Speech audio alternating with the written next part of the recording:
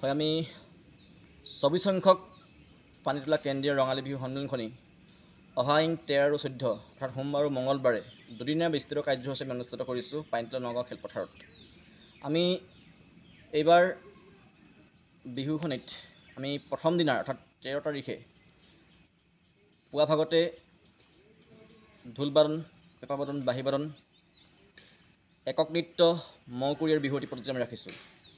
আৰু দ্বিতীয় দিনাৰ আকৰ্ষণীয় সৃষ্টিমূলক নৃত্য প্ৰতিযোগিতা, গছ তলৰ বিহু প্ৰতিযোগিতা আমি ৰাখিছোঁ।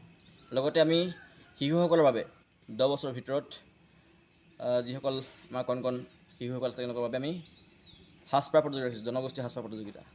আমি এই বৰ্ষত শ্ৰেষ্ঠ বিহুৱতীগৰাকীক আমি নগদ 30,000 টকাৰে পুৰস্কৃত কৰিম। শ্ৰেষ্ঠ গছ তলৰ বিহু দলটিক আমি 10,000 টকাৰে পুৰস্কৃত কৰা হ'ব। লগতে শ্ৰেষ্ঠ একক বিহু নাচ প্ৰতিযোগীক 5,000 টকাৰে পুৰস্কৃত কৰা হ'ব। দ্বিতীয় শ্ৰেষ্ঠ একক বিহু নাচ প্ৰতিযোগীক 3,001 টকাৰে পুৰস্কৃত কৰা হ'ব। আৰু তৃতীয় শ্ৰেষ্ঠ একক বিহু নাচ প্ৰতিযোগীক 2,001 টকাৰে পুৰস্কৃত কৰা হ'ব। লগতে আমাৰ জনগোষ্ঠীয় সাজপাৰ প্ৰতিযোগিতাৰ প্ৰথম প্ৰতিযোগীক 5,000 টকা, দ্বিতীয় 3,001 টকা আৰু তৃতীয় 1,501 টকাৰে আমি পুৰস্কৃত কৰা হ'ব। লগতে মৌকুৰী শ্ৰেষ্ঠ প্ৰতিযোগীক 10,000 টকাৰে পুৰস্কৃত কৰা হ'ব।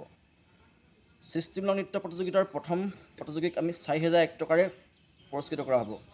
লগতে দ্বিতীয় পুৰস্কাৰ প্ৰাপ্তক 2,001 টকা আৰু তৃতীয় পুৰস্কাৰ প্ৰাপ্তক আমি নগদ 1,501 টকাৰে পুৰস্কৃত কৰিম।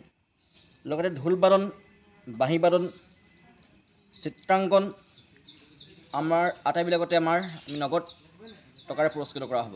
গতিকে আমি আশা কৰিছোঁ দুয়োটা দিনতে আমাৰ সমগ্ৰ অসম তথা ডিব্ৰুগড়, তিনিচুকীয়া তথা উজনি অসমৰ প্ৰতিগৰাকী আমি প্ৰতিযোগীকে যাতে আমাৰ এই বিহুখনত অংশগ্ৰহণ কৰে আমি সকলোকে আমন্ত্ৰণ জনাইছোঁ।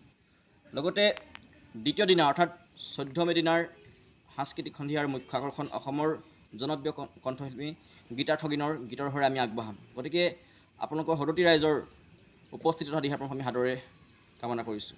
ধন্যবাদ।